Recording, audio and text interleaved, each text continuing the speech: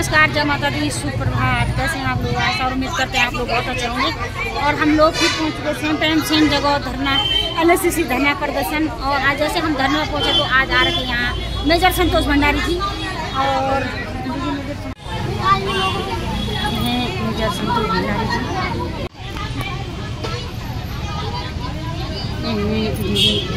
संतोष भंडारी जी जो आज हमारे बीच हैं और UKD के वरिष्ठ नेता हैं और आर्मी से बिलोंग करते हैं। जिंदाबाद जिंदाबाद जिंदाबाद, युवा शक्ति जिंदाबाद जिंदाबाद जिंदाबाद। हम अपना अधिकार मांगते हैं, नहीं किसी से भीख मांगते। शासन प्रशासन होश में आओ, होश में आओ, होश में आओ। होश में तुमको आना होगा, नहीं तो वापस जाना होगा। माँ बहन बेटों की रक्षा कर न सकी जो वो सरकार बदलनी है। माँ बहन बेटों की सुरक्षा कर न सकी जो वो सरकार निकम्मी है। जो सरकार निकम्मी है, वो सरकार बदलनी है। जो सरकार निकम्मी है, वो सरकार बदलनी है। CM धामी शर्म करो, शर्म करो, शर्म करो। शर्म नहीं तो डूब मरो, डूब मरो, डूब मरो। भाजपा सरकार मुर्दाबाद, मुर्दाबाद, मुर्दाबाद, भाजपा सरकार मुर्दाबाद। मुर्दाबाद, मुर्दाबाद। हम अपना अधिकार मांगते, नहीं किसी से भीख मांगते। हम अपना अधिकार मांगते, नहीं किसी से भीख मांगते। ये है मेजर संतोष भंडारी जी जो महिलाओं की पीड़ा को सुन रही है और समझ रही है। हमारे बीच हैं आज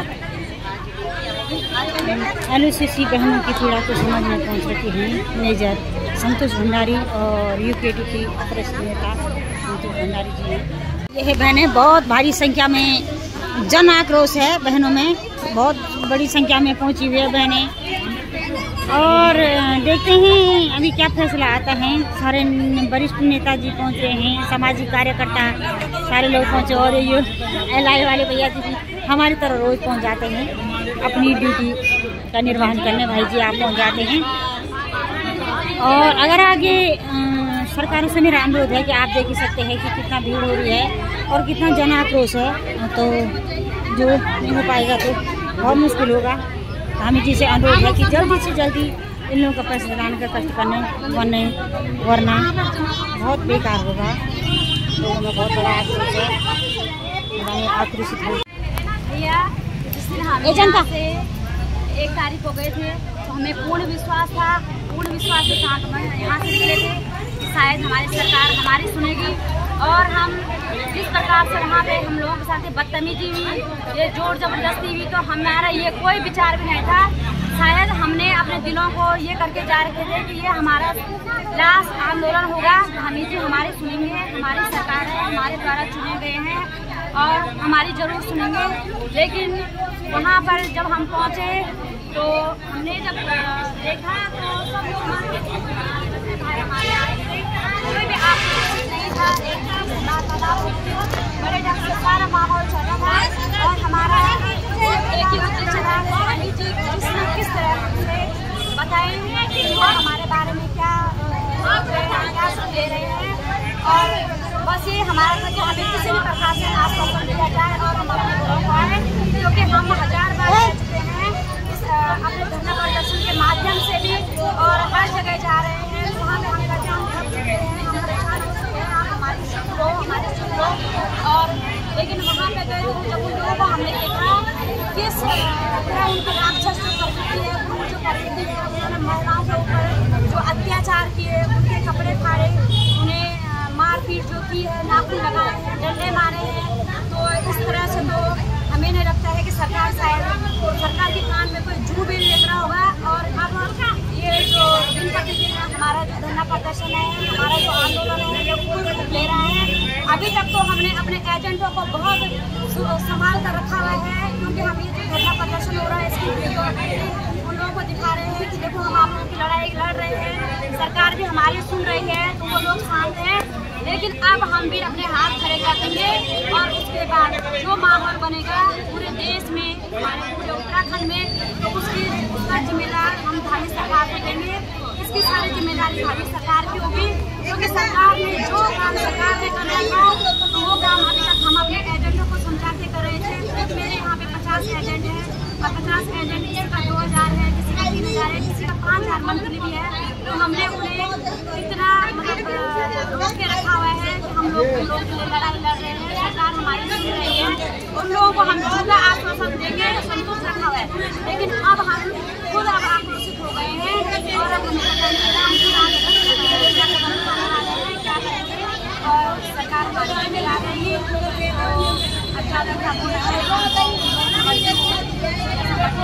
बताओ हम अभी जो महिलाएं जयपुर में जो महिलाओं के साथ हुआ है उसके बारे में आप क्या कहेंगे?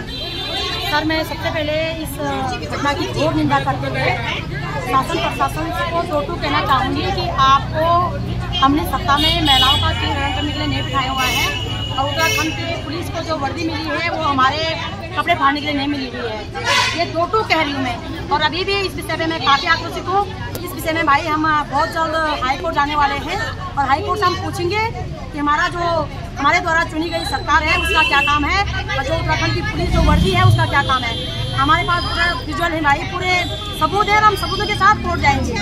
लेकिन हम एक इंसानियत के तौर पे, क्योंकि हमने ये सरकार बिठाई हुई है, पूछना चाह रहे हैं कि आप मत के हुए भ्रष्ट आपन लोगों को पैसे दो सा आपन लोगों को भलाइकन से और आप लोग को पैसे देना बदला आप लोग हमारे माँ बहन बेटे होता है चीरहरण करना था, इसकी हम न केवल घोर निंदा करेंगे।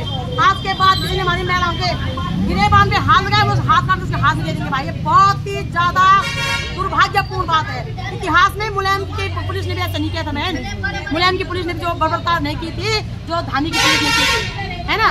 और दूसरी बात, ये जो सरपंच क्या बोलूँ सरपंच बनाए जा रहे हैं महिलाओं के प्रति कि मैं तो क्या बोलूँ भाई, मैं तो रोण कि तुम पहले तू भेज के नहीं आप है ना, फिर अगर तुम भेजल चाह तो तुम मोड़ निकले नहीं कह रही, तुम मोड़ निकाल चाहिए तो तुम जांच पड़ताल के नहीं सकाना। हम 3 बार धामी आवाज आएगी ना, अगर तुम्हारे पास आवाज नहीं है तो तुम मोबाइल दे आके भाई हमारे पास आवाज नहीं है ना। लेकिन तुम जो माँ बहन बेटों की अत्याचार कर रहे हो, धामी सरकार को इस विषय में जवाब देना चाहिए। मैं तो एक बार कह रही थी कि भाड़ में जाए पैसे, भाड़ में जाए पद, लेकिन महिलाओं के साथ ऐसा क्यों हुआ? धामी सरकार को सबसे पहले इस विषय में जवाब देना चाहिए। हम फिर से मिलने जा रहे हैं वहाँ से DIG साहब से और धामी जी से, और उनसे पूछेंगे कि पैसे की बात में होगी। पहले आप ये बताइएगा कि हमारी महिलाओं का चीरहरण क्यों किया गया भाई। इसके सिवा मेरे पास कोई शब्द नहीं। और अब मुझे स्वयं सरस्वती देवी अब तीनों झांसी का रूप धारण करेगी और उसका जिम्मेदार धामी सरकार होगी, हम नहीं होंगे भाई। अब हमें एक शब्द ने वो दुर्भाग्यपूर्ण होता है ना, मेरी आवाज भी बंद हुई चाहिए और मैं आधा घंटा के लिए खाना खाने के लिए गई। कोई आधा घंटे में वो काम है ना, नहीं तो कोई हाल लगा के दिखा दे मेरे महिलाओं को। और मैं तनी इतना सकन गए तनी पता क्यों हमारे महिलाओं को कैलबल कपड़ पड़ा, मेरे तो पता नहीं सो भेजी, मेरे को तो पता ही नहीं था। जैसा पता होता तो मैं धामी घर से बाहर ही नहीं आती मैं तो। अच्छा मैं शाम पर घर आ गए ना 1 बजे, मैं थोड़ा फोन को आली और तब मिलती है कि हमारे महिला मेरे तो सर मतलब क्या बोलूँ मैं, मेरे पास शब्द नहीं बचे हुए थे। तो हम भाई समाज से भी पूछेंगे, हाई कोर्ट से भी पूछेंगे, वर्दी वालों से भी पूछेंगे, समस्त राजनीतिक दल वालों से भी पूछेंगे और धार्मिक वालों से भी पूछेंगे। आप लोग बताइएगा कि इस देश में इस राज्य में महिलाओं के साथ इस प्रकार के बदसलूकी किसके सह में हो रही है। आज सभी बहनें अपने कागज पत्र जमा करने और मेजर संतोष भंडारी जी से मिलने आ रही थी। ये है LOCC पीड़ित अपने बातों को रखने पीड़ित महिलाएं पूरी बहनें आ रही हैं। जी सभी बहनों का वो उनका हक मिलना चाहिए और बहनें पीड़ित हैं, परेशान हैं। नाम तो नहीं जानती हूँ कौन सी बहनें, सारी बहनें हमारे भाई जी पौड़ी से पहुँचते हैं। भाई जी रोज ना धन्यवाद भाई जी। पौड़ी से आते हैं भाई जी अपना काम धाम छोड़ करके सारा काम उनके भाई जी आते हैं और ये हमारा भाई जी रोज वाला।